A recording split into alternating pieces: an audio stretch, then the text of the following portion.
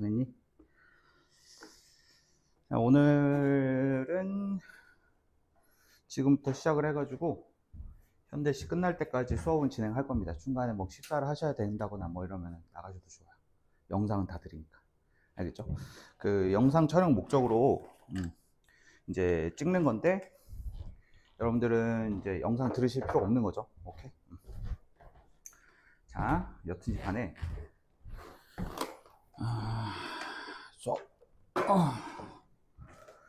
김수영의 파밭 가부터 진행을 하겠습니다.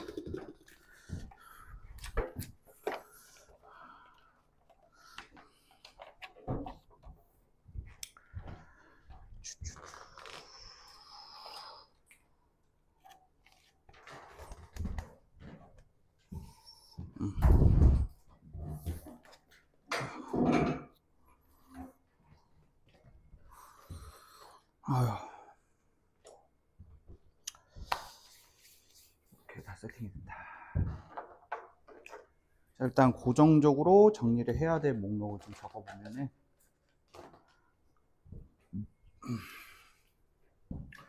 자, 일단은 화자 대상 자, 정서 및 태도 그 다음에 오른쪽에는 자, 표현상의 특징 자, 표현상의 특징 특특은 표현상의 특징을 말하는 거야. 자, 시작을 해보자. 자, 일단 이 시에서 이 화자가 표면에 드러나 있는지를 좀 봐야 되는데 화자는 표면에 드러나 있지는 않지. 자, 단지 어떠한 대상, 시적 대상에 좀 주목을 하도록 요구를 하고 있어. 여기서는 화자는 관찰자, 겉으로 드러나지 않는다 이렇게 봐야 될 것 같고, 시적 대상은 붉은 파밭의 푸른 새싹. 자, 붉은 파밭과 그리고 푸른 새싹.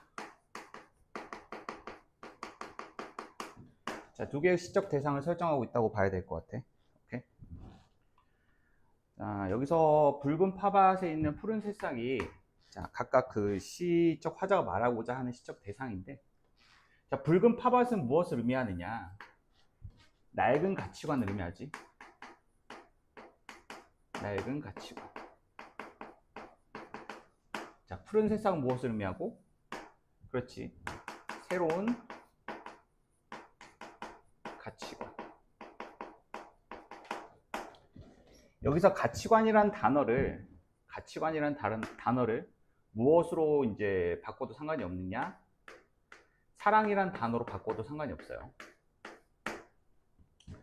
오케이. 붉은 파밭. 그 파가 오래되면 이제 붉게 변하잖아. 산화를 하잖아. 맞지? 푸른 새싹은 새로운 새싹을 의미하는 거고.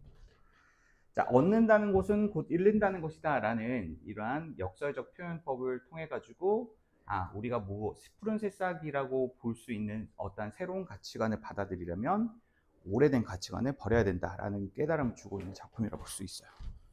뭐 크게 어려운 작품은 아니고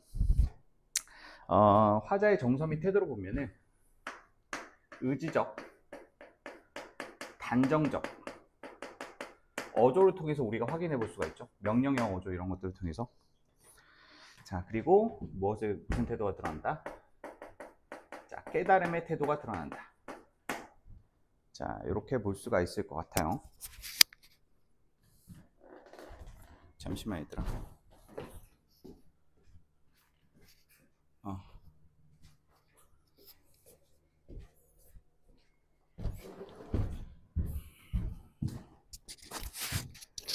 자, 이 시에서의 표현법은 자, 반복이 나타나고 있죠. 자, 통사구조의 반복이 나타나고 있어. 자, 통사구조의 반복을 어떻게 확인해 볼 수가 있느냐? 뭐뭐 하듯 뭐뭐 할 때, 뭐뭐 지듯 뭐뭐 질 때, 뭐뭐 하듯 뭐뭐 할 때. 자, 이러한 표현들이 지금 반복되고 있지. 맞니? 자, 이렇게 유사한 통사구조 이 통사구조의 반복도 나타나고 있고, 자, 그 다음에 보아라. 이 명령형 어미도 또한 반복이 되고 있지. 명령형 어미. 자, 이러한 반복 구조는 자, 시적인 언어의 의미를 강조하는 데 사용이 되고 있다. 이렇게 정리를 해보시면 될 것 같고요. 자, 두 번째. 역설적 표현이 나타나고 있어요. 역설법. 이 역설법은 깨달음을 자, 강조하는 방향으로 나타나고 있다. 이렇게 보시면 좋을 것 같습니다. 자, 김수영의 파밭가에서 좋습니다. 자, 다음 작품 김용택의 들국 들어가도록 하겠습니다. 자, 오늘은 현대시를 다 끝낼 예정이에요. 중간에 뭐 식사를 하셔야 된다거나 이러신 친구들은 중간에 뭐 조용히 나가시면 됩니다. 알겠죠? 저는 AI 마냥 계속 수업을 할 겁니다. 알겠지? 자, 두 번째 김용택의 들국 보도록 하겠습니다.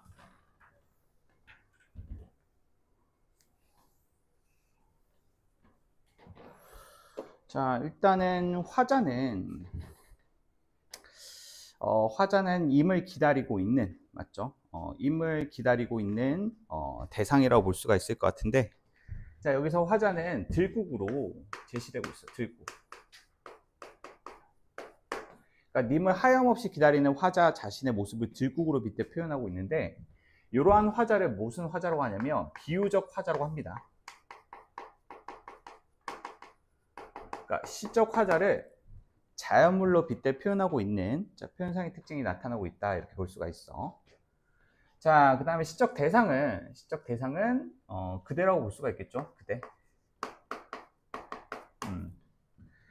자, 사랑하는 대상일 수도 있고, 맞지? 뭐 여러 가지 의미를 부여할 수도 있겠지만, 일단 통념적으로는 이제 사랑하는 대상이라고 봐야 되겠죠. 자, 그 다음에 정서 및 태도. 자, 시적 대상을 상대로는 어떠한 정서 및 태도가 드러나느냐. 기다림과 그 다음에 그리움의 태도가 드러나는 작품이라고 볼 수가 있겠죠. 하염없이 기다리고 있어. 맞지? 자, 그리고 두 번째.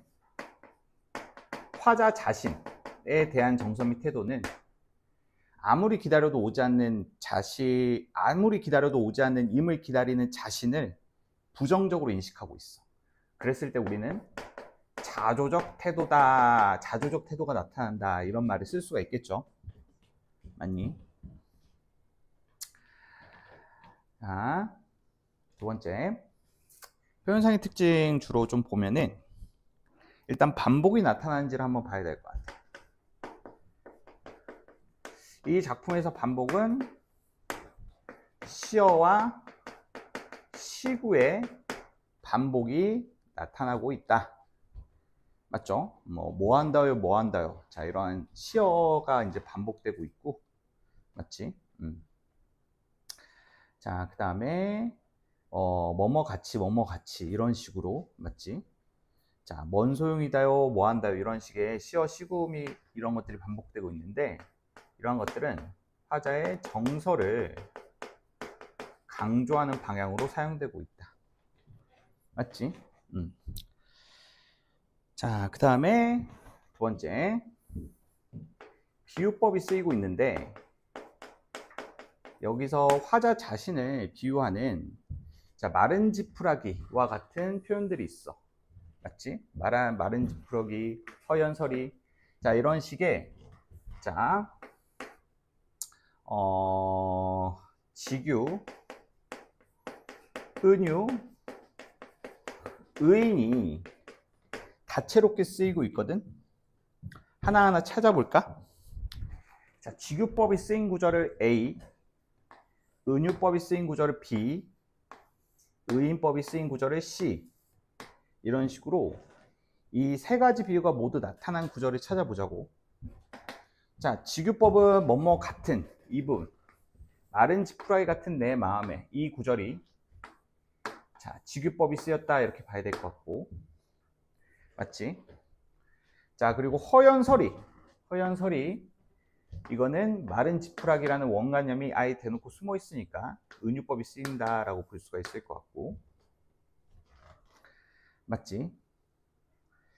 자 여기하고 여기가 이제 주교하고 은유고 그 다음에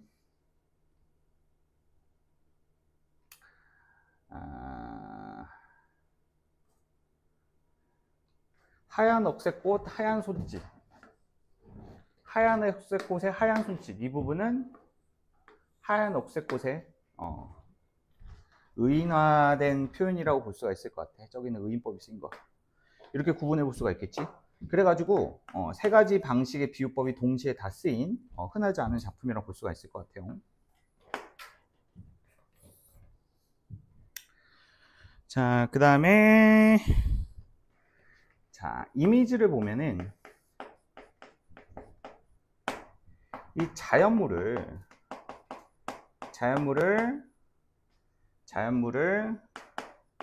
색채 이미지를 통해서 드러낸 부분들이 있잖아, 아이들아.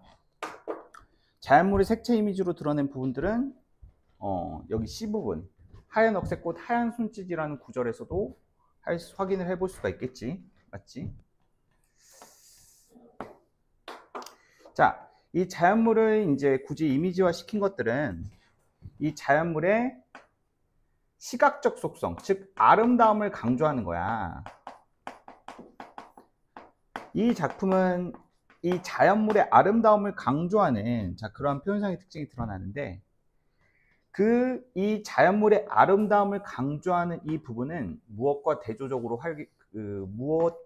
나타내는 특징이다.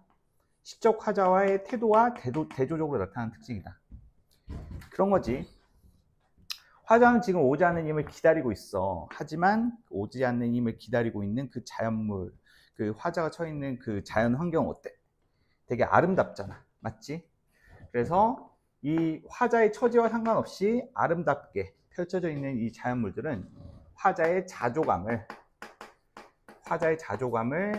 심화하고 있다. 이렇게 봐야 되겠지. 무엇이? 이 작품에서의 이 배경들이 아름다운 자연물이 펼쳐져 있는 배경들은 화자가 느끼는 이 부정적인 정서를 더 심화시키고 있다. 맞지? 막 날씨 좋은데 약속 없이 집에 막 짱 박혀 있으면 오히려 더 외로움이 더 심해지는 그런 느낌 있잖아. 겪어봤나요, 선생님? 아니, 많이 겪어봤죠. 맞죠? 자, 이 나이 먹었는데 그런 경험이 없을 것 같아요. 많죠, 그런 경험. 근데 나는 막 굳이 없는 약속을 만들어서 막 꾸역꾸역 나가는 편은 아니라 그냥 집에서 그냥 쉬는 것도 좋아.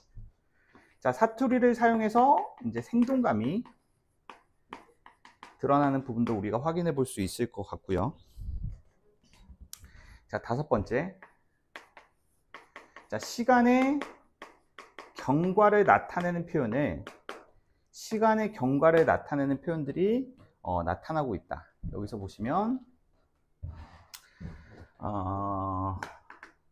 산그늘도 다 도망갈 불고 라는 구절 좀 보시면 좋을 것 같아.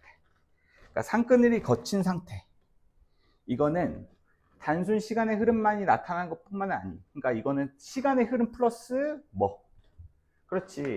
시적 대상의 부재까지도 암시할 수 있는 표현이기 때문에 이 시간의 흐름을 나타내는 표현을 통해 가지고 무엇을 드러내고 있다? 대상의 부재를 강조해주고 있다. 이렇게도 우리가 볼 수 있을 것 같아요. 자, 이렇게 보니까 은근히 좀 볼만한 구절이 많은 작품인 것 같은데, 자, 전체적으로 보면은 아무리 이 화자를 둘러싼 자연물의 환경이 아름다울지라도 당신이 없으면 아무 소용이 없고 화자의 그리움만 더 커져갈 뿐이다. 맞지? 그래서 너 없이는 아무리 이쁜 자연물들도 나에게는 아무런 소용이 없다. 그래서 너를 하염없이 기다리고 있는 나의 모습을 한 곳에 심어져서 오도 가도 못하는 처진 들국으로 빗대어 표현하고 있는 작품이다. 이렇게 보시면 될 것 같아요. 자, 넘어가겠습니다. 문정희의 흙.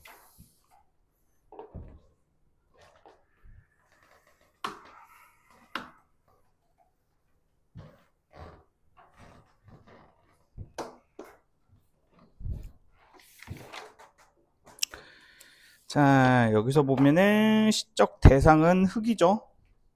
맞죠? 화자는 겉으로 드러나 있진 않아요.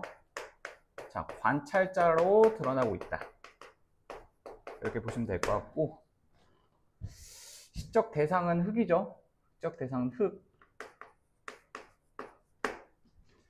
자, 시적 대상인 흙에게 가지고 있는 정서 및 태도는, 자, 부러움과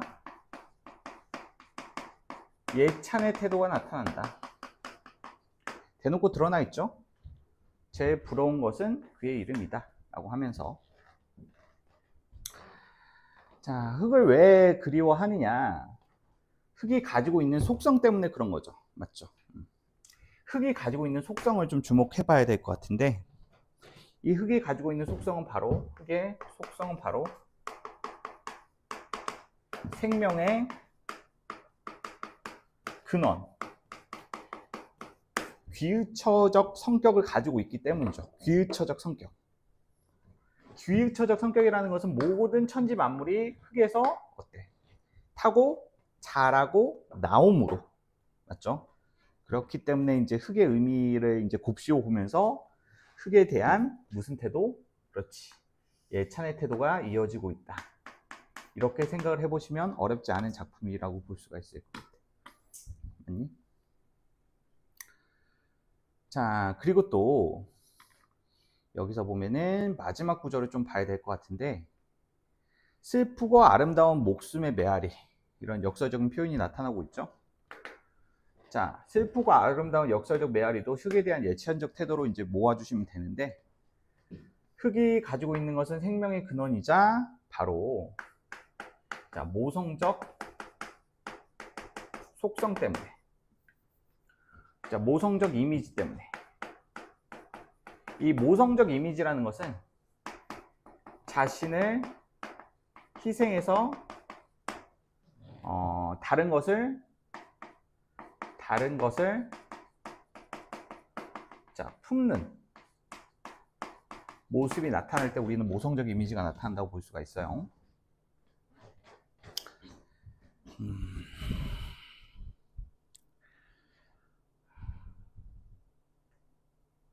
자, 그 다음에 표현상의 특징을 보면은, 자, 반복적인 요소가 있는지를 봐야 되는데, 여기서는 수미상관식 구조가 반복적으로 나타난다고 봐야 될 것 같지? 맞지?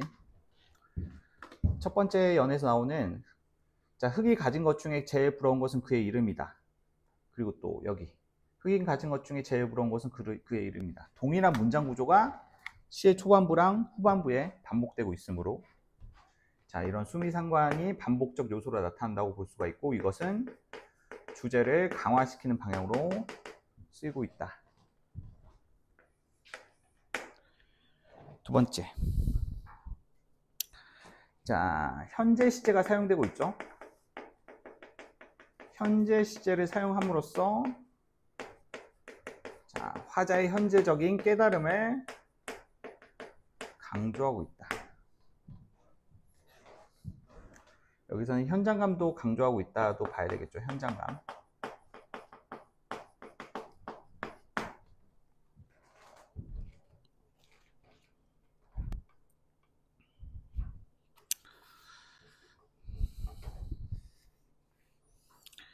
자, 그 다음에, 그리고, 자, 참신한 발상이 드러나 있는데, 자, 대상 이름, 대상의 이름에서 연상되는 이미지를 사용하여 시상을 전개하고 있죠. 흑흑흑 그러니까 대상의 이름, 대상 이름이 흙이잖아. 흙에서 연상되는 이미지, 즉 청각적 이미지, 울음소리 이런 것들을 연상을 하면서 시상을 연결해 나가고 있지. 맞지? 그래서 흙, 울음소리 같잖아. 그래서 왠지 모르게 눈물샘을 자극한다는 거야. 그 눈물샘이 자극된다는 말은 바로 뭐야? 흙이 가지고 있는 이 모성애적인 이미지를 떠올릴 수 있는 계기가 되고, 그렇게 다른 대상에게 자신의 모습을, 자신을 희생을 하여 다른 생명체를 만들어내는 그런 흙의 위대한 힘을 생각을 하며 시상을 마무리하고 있죠. 자, 그래서 흙이 가지고 있는 의미를 고찰하고 있는 작품이라고 볼 수 있을 것 같아요. 자, 다음 작품. 복효근의 느티나무로부터.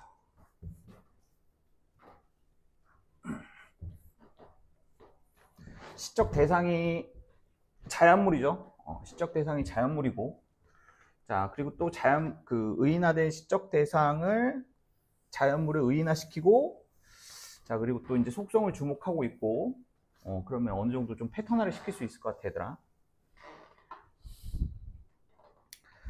자, 일단 시적 화자. 시적 화자는 나로 제시되어 있지만 대부분 관찰자라고 봐야 되겠지. 맞지? 표면에 엄청 드러나가지고 이제 활약을 한다기보다는 그냥 관찰자적인 속성으로 봐야 될 것 같아. 자, 그리고 시적 대상은 그냥 시의 제목이기도 한 느티나무라고 봐야 되겠지. 오케이. 자, 느티나무에 대해서 어떠한 정서 및 태도를 느끼고 있느냐. 자, 일단은 대상에 대한 동질감, 공감의 태도. 너도 나와 같구나. 너도 나와 같구나. 자, 그걸 알 수 있는 것은 바로 여기. 자, 군데군데 굳은 살에 옹이가 박혔다. 그렇지. 이런 것들 조심하셔야 돼. 이거는 대상의 모습을 빗댄 표현이야. 화자가 가지고 있는 시련이 아니라. 자, 그리고 여기서 보면 그렇게 너와 나와는 참 멀리 왔구나. 어디서 왔느냐. 이런 식으로. 참 멀리 왔구나 라는 것은 서로 어때? 시련과 고난을 겪어가면서 살아왔구나. 나도 그렇고 너도 그렇고.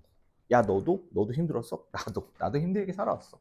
뭐 이런 식으로 대상에 대해서 공감을 하고 동질감이 형성을 하고 있죠. 자, 그 다음에 두 번째. 깨달음을 얻고 있어. 깨달음. 자, 어떠한 깨달음을 얻고 있느냐? 자, 바로 삶의 고통을 수용하는 태도에 대한 깨달음을 얻고 있어. 맞지? 그러니까 삶의 고통, 그러니까 살면서 겪게 되는 그런 고통들 있지. 그런 고통들은 어떻게 해야 된다? 그렇지. 감내를 해야 된다라고 그런 깨달음을 얻고 있어. 여기에 단적인 깨달음이 드러나 있는 부분이죠. 삶은 커다란 상처 혹은 구멍인데 그것은 또 무엇의 자궁일지 알겠느냐? 자, 자궁이라는 것은 어떠한 그 생명의 근원이 되는 거죠. 즉, 상처, 삶에서 우리가 겪게 되는 이 고난과 시련은 바로 무엇이 될 수가 있다? 그렇지, 새로운 무엇인가의 출발일 수가 있다 라는 깨달음을 얻게 되는 거야. 그러니까 이러한 삶의 고난과 시련을 치유를 꿈꾸거나 덮으려 하지 않아도 좋겠다라는 삶의 고통을 있는 그대로 받아들이는 것이 맞지, 더 긍정적이다라는 깨달음을 제시해주고 있죠. 자, 그 다음에 두 번째. 그리고 타인을 포용하는 태도. 타인에 대해서 배타적으로 인식하지 않고 타인도 어때? 받아들이는 포용과 배려의 태도도 이제 드러나고 있죠. 그건 어디서 할 수 있어? 모기를 잡지 않는 태도. 모기도 또한 바로 뭐야? 모기도 자기가 살기 위해서 지금 내 그 피를 빠는 거잖아. 맞지? 그래도 이제 모기를 잡지 않는 그런 모습을 통해서도 어때? 이 타 존재에 대해서 배려하고 수용하는 태도, 이렇게 드러나고 있다. 뭐 어렵지 않은 작품이죠. 자, 일단 반복적인 요소가 보면은 여기서 보면은 여기서 현재형 시제. 자, 반복적인 요소는 현재 시제가 반복적으로 나타나고 있고, 자, 이거는 현장감, 생생함, 생동감을 강조하는 방향으로 자, 사용이 되고 있죠. 자, 그리고 또 단정적 표현. 자, 단정적 표현도 반복되고 있어. 단정적 표현이 뭐냐면 얘들아, 뭐뭐다 라는 종교론으로 끝나면은 단정적 어조의 반복이라고 볼 수 있어. 이 단정적 어조의 반복은 화자의 깨달음을 강조하는 방향으로 사용되고 있다. 이렇게 엮어보면 되겠지.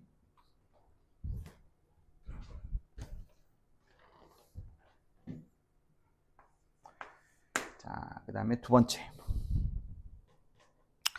자, 두 번째는 전체적으로 대화체. 자, 말을 건네는 방식. 자, 말을 건네는 방식으로서 친근감을 불러일으키는 말투로 전반적으로 좀 되어 있죠. 자, 세 번째. 유추가 나타나고 있어. 유추라는 것은 두 대상 간의 유사성을 바탕으로 해가지고 이제 알려지지 않은 걸 추론하는 방식이잖아. 여기서는 자연의 모습을 통해서 인간사의 원리라는 깨달음을 얻고 있지.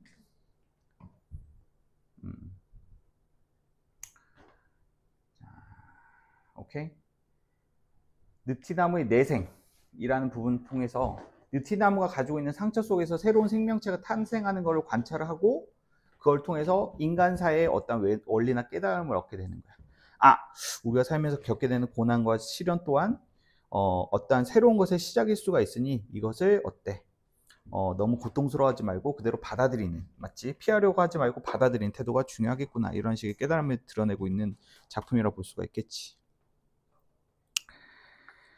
자, 오케이. 자, 넘어가겠습니다. 자, 백석의 남신의주 유동 박시봉방. 좀 긴 작품이죠.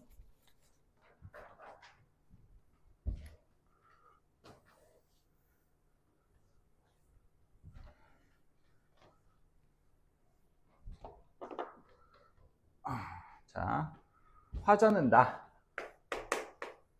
자,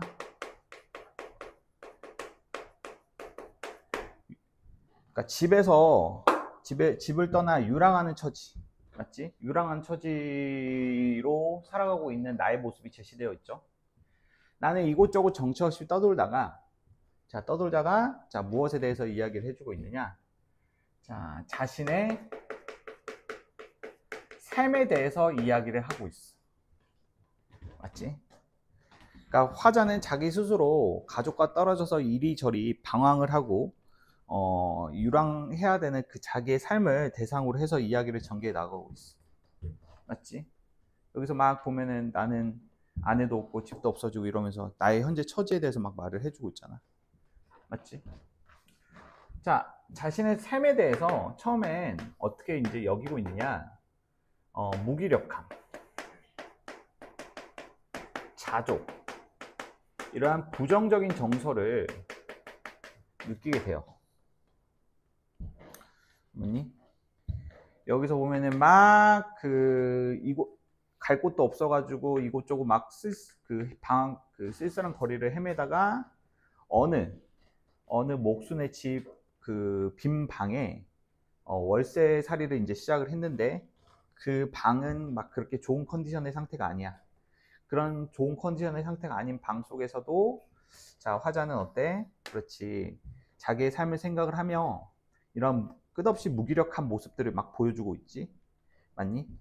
그러면서 지금 나의 삶의 처지를 막 생각을 해보며 아, 내가 왜 이렇게 살아야 되느냐라고 하면서 막 후회나 과거의 삶에 대해서 막 생각을 하며 이불킥을 하는 모습. 맞지? 아, 내가 막 왜 이렇게 살아야 될까? 막 이런 식으로.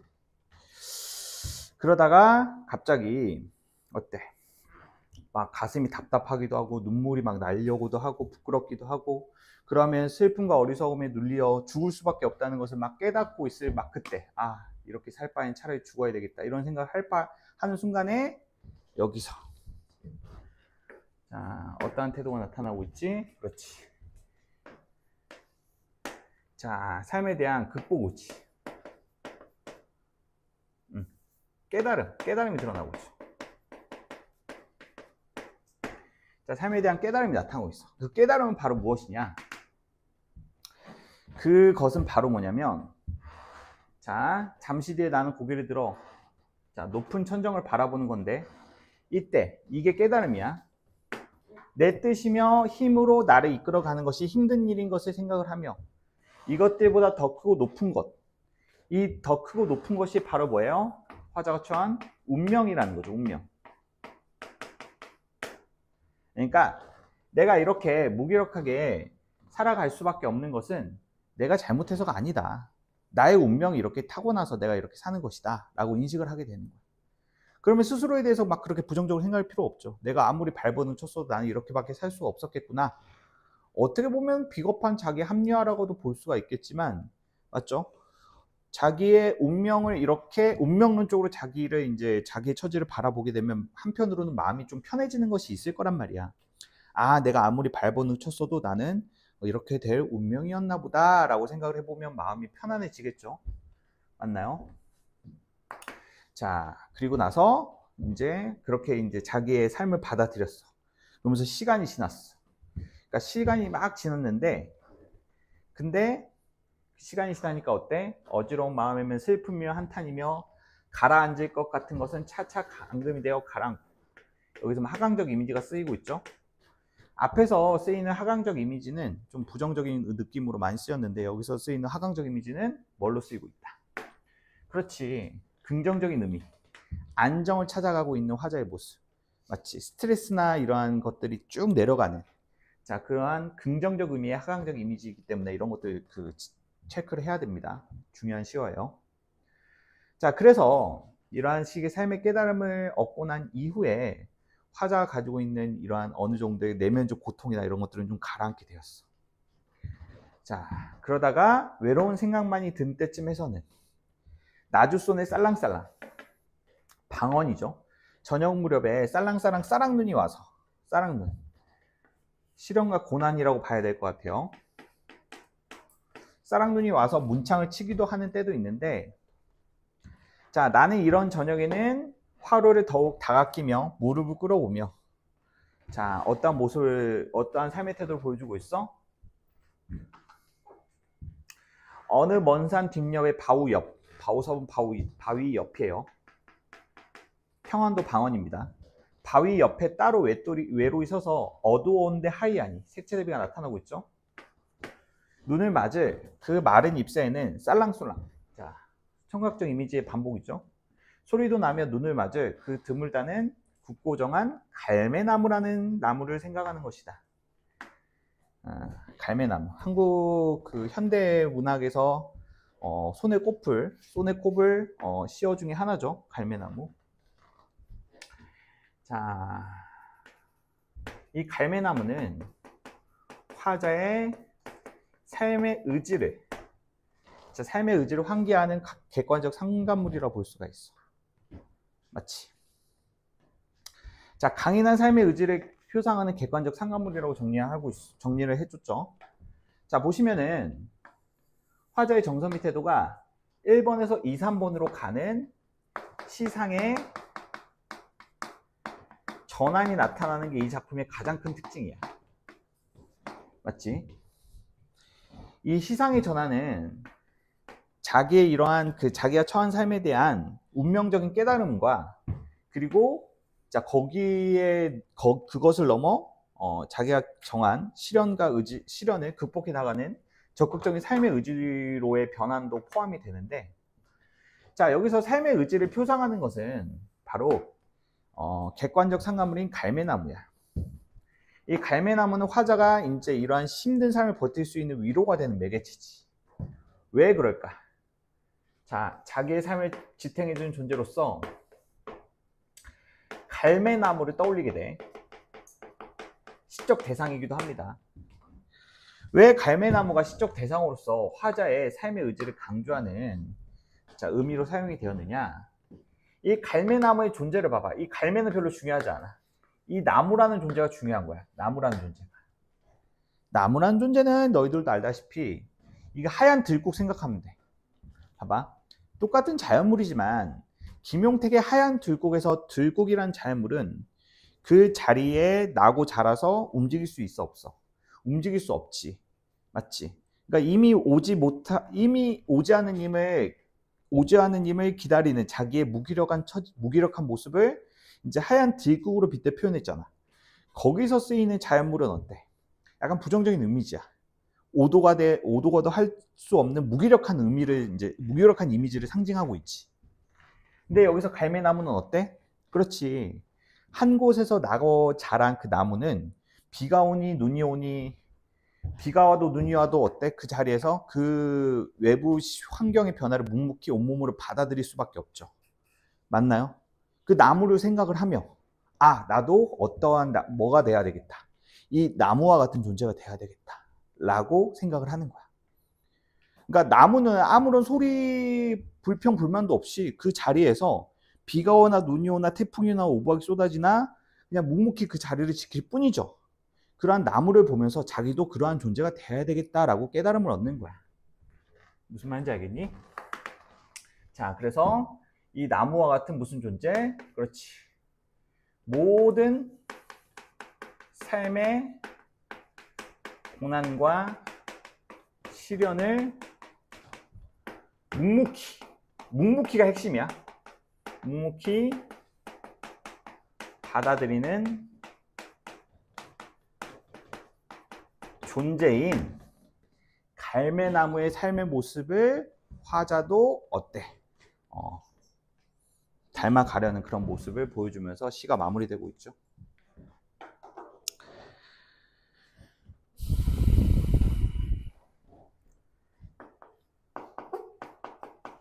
자, 반복적 요소가 있는지를 한번 볼까요? 반복적 요소. 반복적 요소 뭐 엄청 많죠. 반복적 요소. 반복적인 요소는 이제 통사 구조의 반복도 나타나고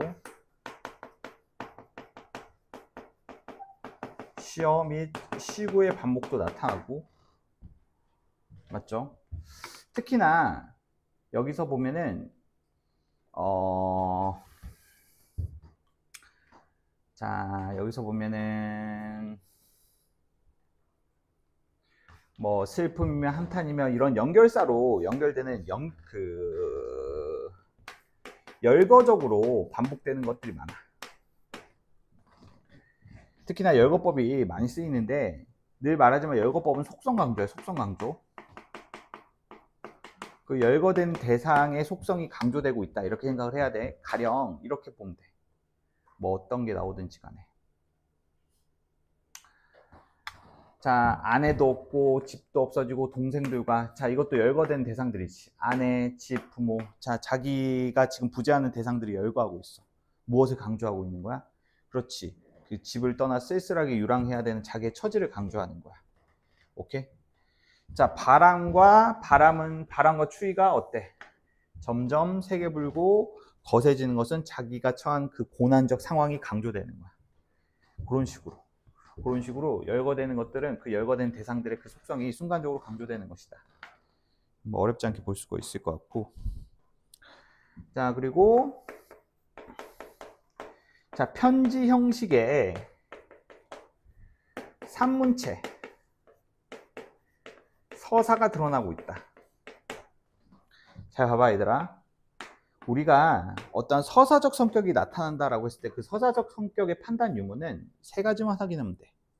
바로 뭐냐면 시간과 공간적인 배경, 그리고 또 인물에 관련된 이야기가 나온다. 시간, 공간적인 배경이 구체화되어 있고, 그리고 사람, 즉 인물에 대한 이야기가 언급되어 있다. 그러면 그것을 우리는 서사라고 해. 서사. 맞니? 자, 공간적 배경, 어느 목순의 집. 작품의 제목에도 나와 있죠. 남신우주 유동에 있는 박시봉 씨의 방에서 이 편지를 썼다는 거야. 그리고 시간적 배경은 이제 점점 추워가는 겨울날이죠. 그리고 자신의 삶에 대해서 이야기를 하고 있기 때문에 산문체 서사 구조를 가지고 있다. 이렇게 봐야 될 것 같아. 자, 그 다음에 위에서 하나만 더 해보자. 반복적인 요소 하나 빼먹었는데, 자, 쉼표의 반복도 많이 쓰이고 있어. 쉼표의 반복. 그러니까 쉼표가 유독 많이 쓰인 작품이야. 쉼표가 유독 많이 쓰였는데 이 쉼표를 유독 많이 반복하는 이유는 바로 뭐냐면 호흡을 조절하기 위함이야. 그러니까 보통 이렇게 긴 산문글의 형식의 시 같은 경우에는 맞지? 문장이 길기 때문에 그러한 문장의 길이를 의도적으로 조절하기 위한 장치다, 이렇게 생각을 해주시면 좋을 것 같아요.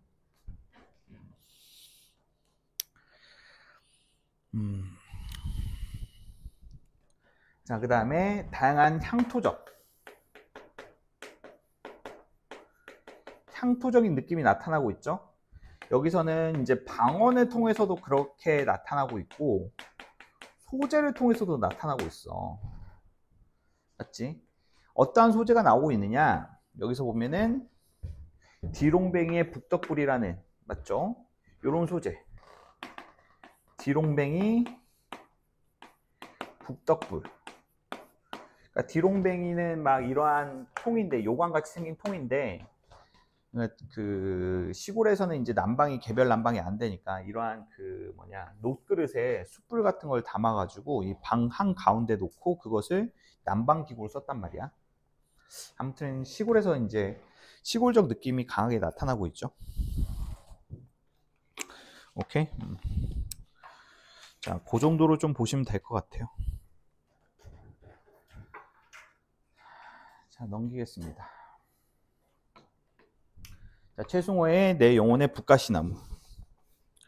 자,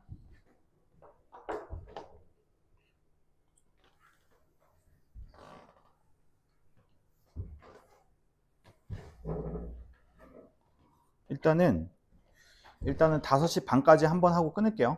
5시 반까지 한번 하고 끊고, 식사하러 가실 분들은 식사하러 가시고, 저는 쉬는 시간 좀 했다가 계속 영상 찍겠습니다. 자, 최승호의 내 영혼의 북가시나무. 자, 일단은 화자는 겉으로 드러나 있죠. 나. 근데 이 나인 화자는, 자, 북가시나무. 자, 북가시나무라는 대상과 동일시되어 있어. 맞지? 오케이? 화자는 북가시나무와 동일시되고 있는 대상이다. 오케이? 그리고 자, 무엇에 대해서 이야기를 하고 있느냐? 자기의 북가시나무는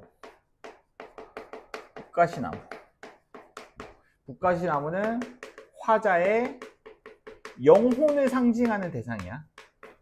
오케이? 화자의 영혼을 의미하는 표현이야. 이 북가시나무와 그 북가시나무를 억압하는 외부 현실에 대해서 이야기를 해주고 있어. 화자의 영혼을 의미하는 북가시나무는 긍정적인 대상, 그 화자의 영혼을 위협하는 외부 현실, 이거는 부정적인 대상, 이렇게 봐야 되겠지. 오케이? 자, 화자는 첫 번째, 자, 화자가 처한 현실에 대해서는 부정적으로 인식을 하고 있으면서 비판적 태도를 가지고 있어. 왜 화자가 처한 현실에 대해서 부정적으로 인식을 하고 있느냐? 특정한 이념을 강조하고 있기 때문이야. 이념이라는 것은 사상, 어떤 특정한 생각이지. 그 이념이라고 하는 것은 뭐 특정 정치 성향을 의미할 수도 있고 뭐 여러 가지가 있을 수가 있잖아. 자, 그런 식으로 화자와 같은 대상에게 이렇게 특정 이념을 강조하는 현실을 부정적으로 바라보고 있어. 맞아? 그럼 화자는 그러한 현실은 화자에게 어떤 특정한 이념과 사상을 가지라고 강요를 하고 있지만 화자는 화자 자신, 즉 북가시나무 자신 스스로는 이러한 부정적인 현실에 굴복하지 않고 저항을 하며, 맞지? 이런 현실적 이념을 그대로 따르지 않을 것을 그대로 저항을 하며 그 다음에 자기의 순수함을 지켜나가려고 하는 의지를 보여주며 시를 마무리해주고 있지. 맞지? 여기서 의지는 자신의 순수함을 유지하려고 하는 그러한 태도를 말하는 거야. 오케이? 표현상의 특징을 한번 볼까? 자, 여기서 이제 반복적인 요소가 있는지를 봐야 되는데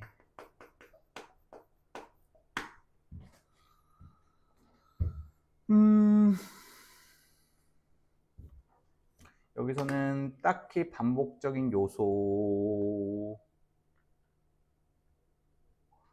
자, 여기서 나부끼는 소리, 울고 있는 소리, 특정 시구의 반복.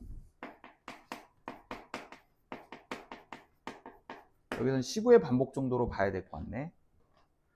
근데 여기서 반복되는 요소는 이렇게 봐야 돼.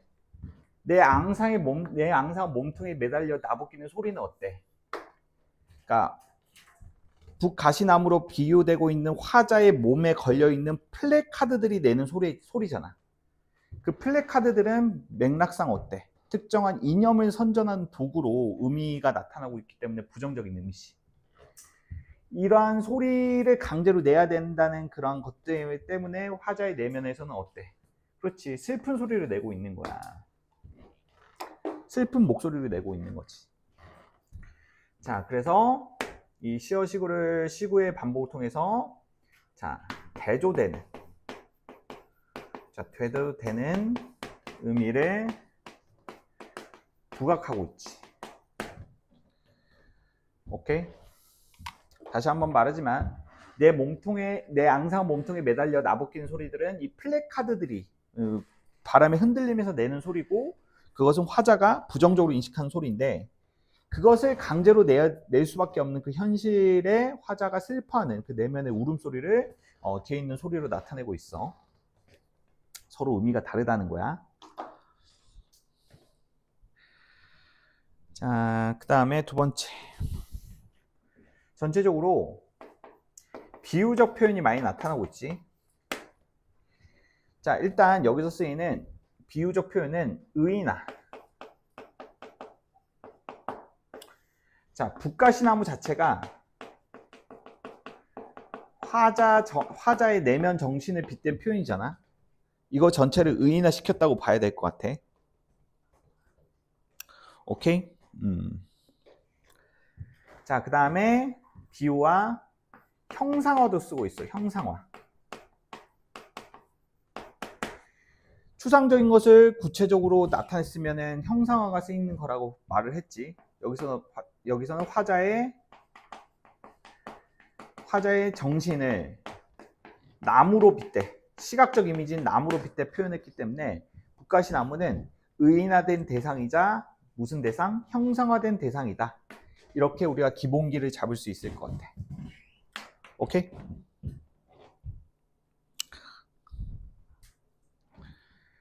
자, 그 다음에 자, 영탄적 표현이 나타나고 있지. 오케이? 자, 영탄적 표현이 어디 나와 있느냐? 여기서 보시면 뭐뭐 할 내 영혼의 붓가시 나무요. 어디에 있냐?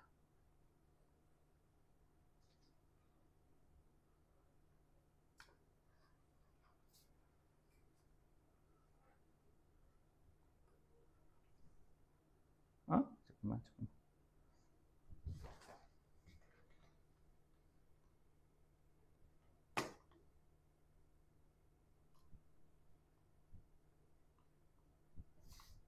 여기 죄송합니다. 여기 대장간에다 톱니 세모세모 해주시고 살벌한 몸통으로 써서 반역하는 내 영혼의 붓가시 나무여. 여기 뒤에다 느낌표 하나 딱 붙여주신 다음에 자, 내 영혼의 붓가시 나무여가 영탄적 어조가 쓰인 영탄법이라 볼 수가 있을 것 같아. 자, 뒤에 느낌표를 붙일 수 있으면 영탄법이라 볼 수가 있어. 맞지? 자, 이런 영탄적 어조를 통해서 대결 의지를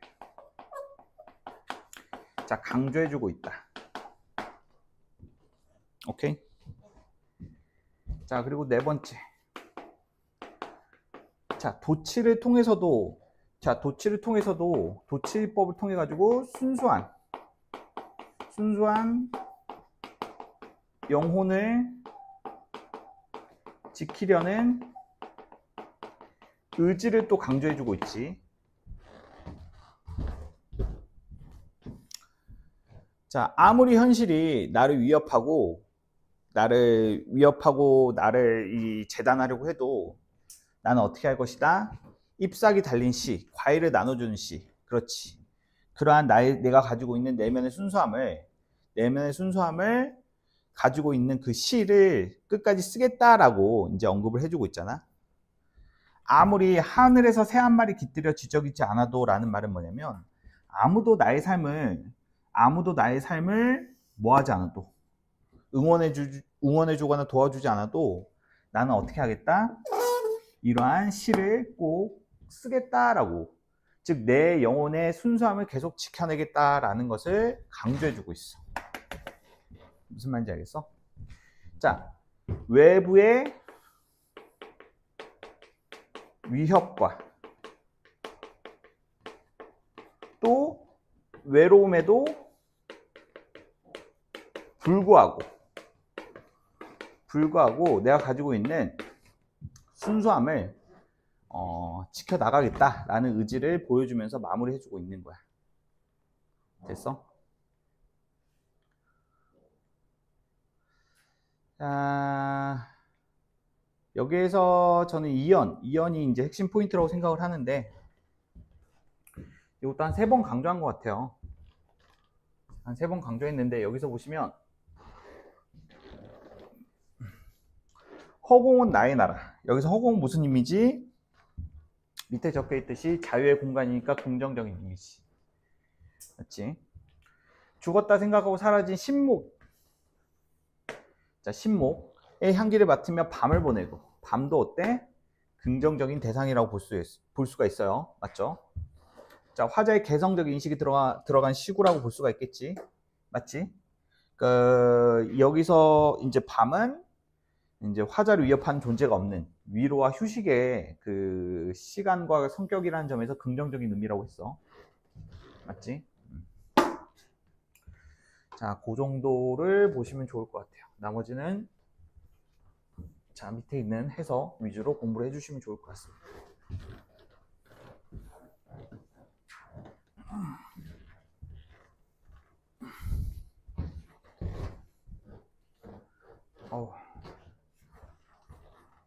운전을 오래 해가지고 허리가 좀 살짝 삐끗했는데.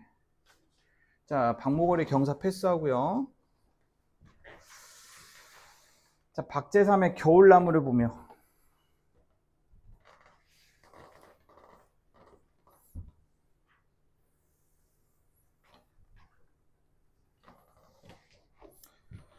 자, 보겠습니다. 박제삼의 겨울나무를 보며. 자, 일단은 화자는 나로서 여기서도 관찰자적인 성격이 약간 좀 부각이 되는,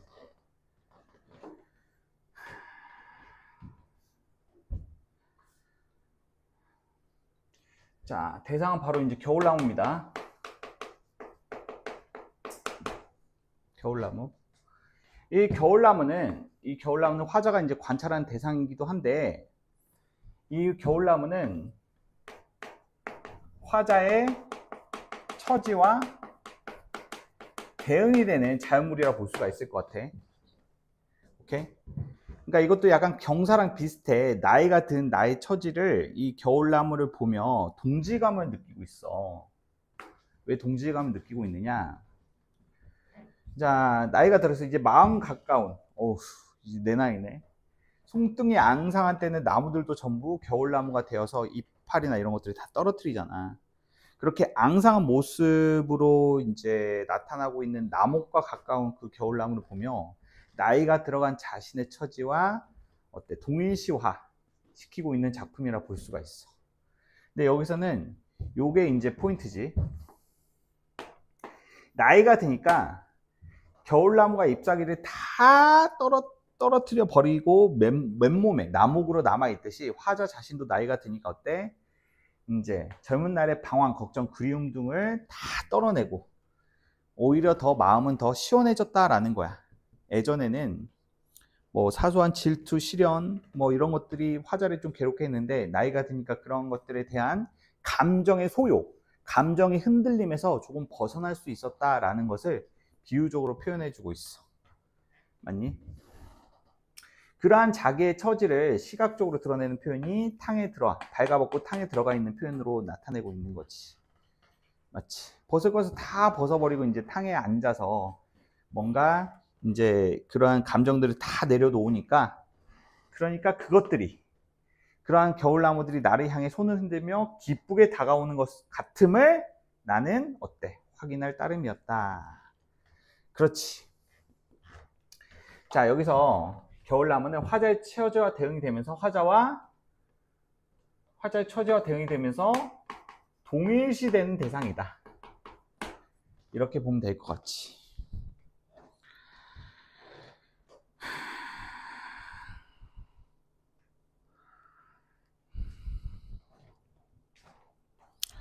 자, 정서 및 태도를 보면은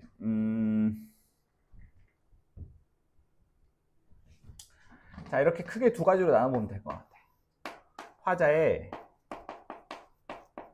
젊은 시절에 대한 정서 및 태도는 그리움과 격정이야. 맞지? 자, 젊은 시절은 그리움과 격정 속에서 살았어. 맞니?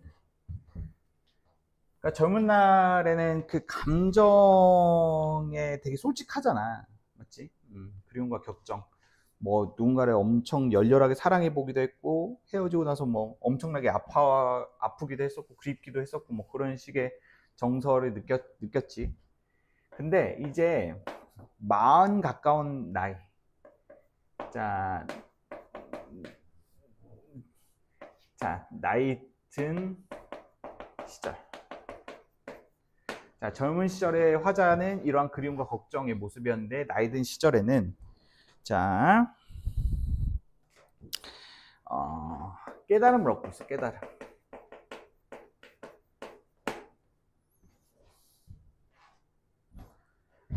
여기서 깨달음은 자신의 참 모습을 발견한 것에 대한 깨달음의 정서가 나타나고 있지. 그래서 태도가 서로 대비되고 있다, 이렇게 봐야 될 것 같아. 오케이.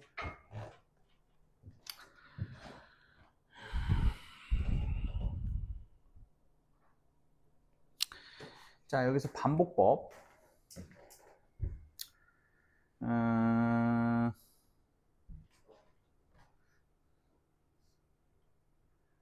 여기선 딱히 반복적인 요소는 뭐 나타나 있지 않다고 봐야 될 것 같아. 여기서 비유는 의인화가 쓰였지. 의인화. 자, 나무들을 의인화시키면서 화자에게 있어서 동질감을 형성하면서 이제 친근감도 같이 만들고 있다, 이렇게 봐야 될 것 같지.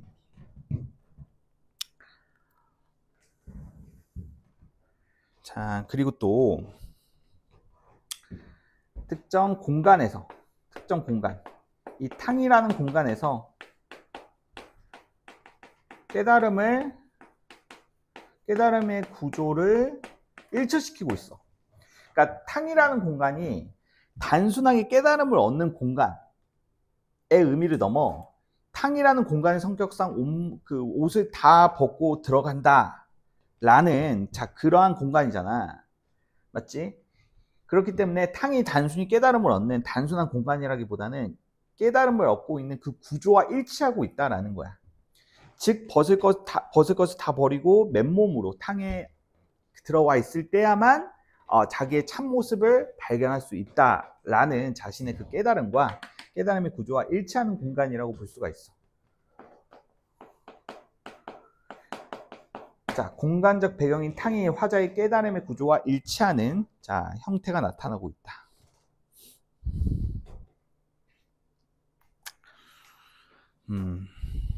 자, 그 정도. 자, 그 정도로 보면 될 것 같고, 그리고 인간사와 자연의 모습을 좀 대응시키고 있지. 인간사와 자연의 모습을 대응시키면서 이 또한 깨달음과 연결시키고 있어. 그 나무들도 이제 겨울이 되면서 잎사귀를 다 떨어내면서 생존에 대비하듯이 사람도 나이가 들면서, 자, 이런 잡생각이나 그리움, 걱정, 이 내면의 소유들을 다 내려놓으면서 자기의 참모습을 발견하는구나. 이런 식으로.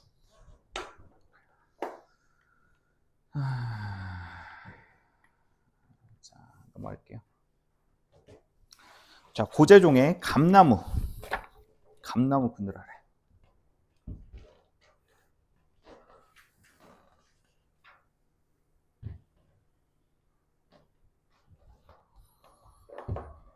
자, 보겠습니다. 여기서 보면은 오색 딱따구리 청설모 좀 내려가 있죠.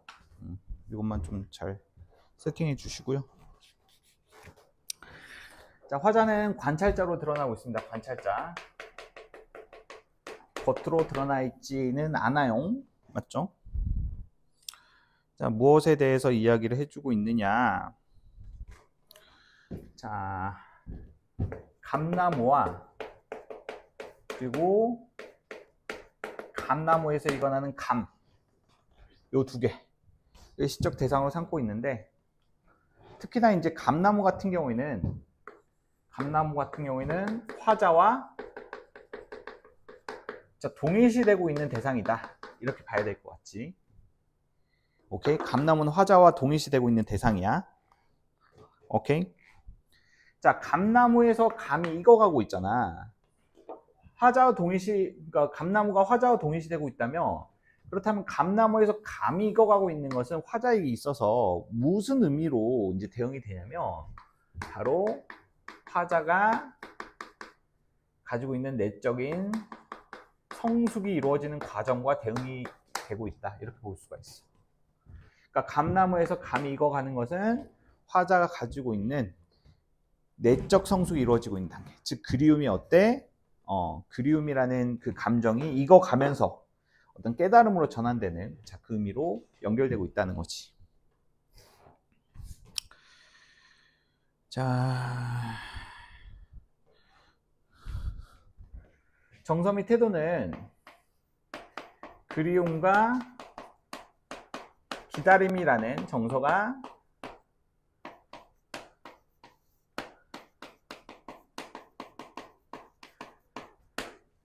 그리움과 기다림이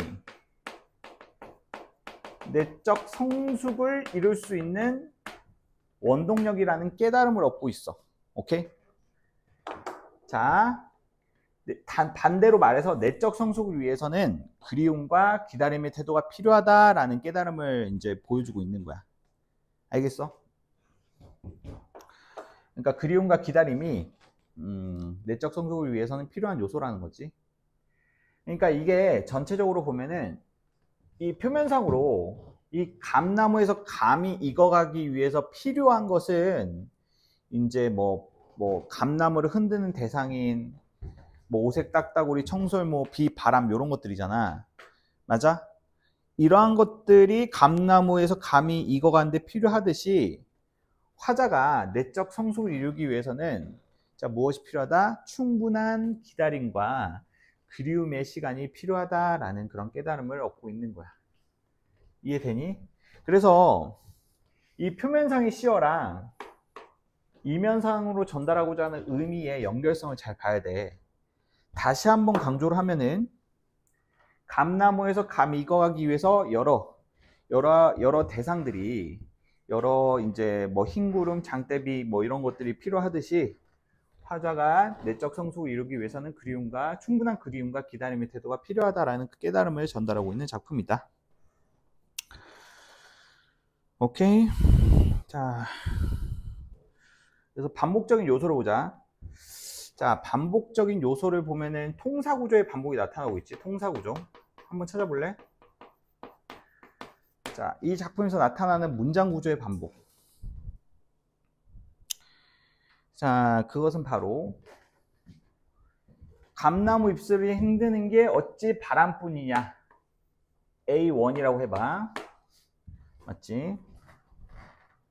자, A1하고 뭐하고 대응이 되는 거야? 자, 감나무 잎새를 반짝이는 게 어찌 햇살뿐이자. 이게 A2 이렇게 대응이 되는 거야. 뭐뭐 하는 게 뭐뭐 뿐이랴. 뭐뭐 이는 게 뭐뭐 뿐이랴. 이는 게, 는 게 뿐이랴. 이런 식으로. 오케이? 자, 통사구조의 반복이 나타나고 있지. 또 통사구조의 반복이 나타나고 있어. 끝에 보면은. 자, 여기서도 뭐뭐 하지 않으랴, 부시지 않으랴. 여기서도 통사구조의 반복이 나타나고 있지. B1, B2 이런 식으로. 그래서 통사구조의 반복은 A하고 B에서 확인해 볼 수 있다. 자, 통사구조의 반복은 화자의 깨달음을 자, 강조하는 방향으로 사용되고 있다. 이렇게 봐야 되겠지, 얘들아. 자, 그 다음에 두 번째로는 유추적 발상에 나타나고 있어. 감나무에서 감이 익어가는, 맞지? 자, 자연물의 성숙 과정에서, 맞지? 자연물의 성숙 과정, 감나무에서 감이 익어가는 자연물의 성숙 과정을, 맞지?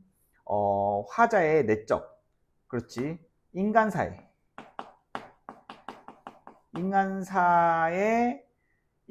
빗대어 가지고 인간사에 대한 원리를 깨닫는 과정으로 유추적 발상이 나타나고 있지. 자연물의 성숙 좀 표현이 좀 어색하긴 한데 자, 그냥 찰떡같이 좀 알아들으시면 될 것 같아요.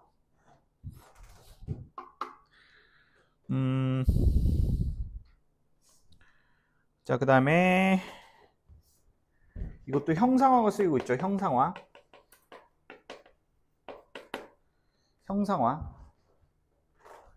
여기서 보시면은 감들이 마치 형형 등불을 밝힐 것이라고 한다면 이란 것들. 맞지? 자, 내적 성숙이라는 추상적 이미지를 형형 등불을 밝히는 이미지인 시각적 이미지에 빗대 표현했죠. 맞니? 형상화는 C라고 한다면 이 부분은 C라고 봐야 되겠지. 그러니까 내적 성숙을 이룬 단계를 시각적 이미지로 빗대어 표현해주고 있어. 자, 그 다음에 자, 시간의 흐름이 나타나고 있다. 이 정도로 좀 보시면 될 것 같아. 시간의 흐름. 그 다음에 여기 반복적인 요소의 통사구조하고 하나 더. 서리법도 하나 더 줬죠. 서리법의 반복을 통한 깨달음 강조. 여기까지도 보면 될 것 같아. 오케이.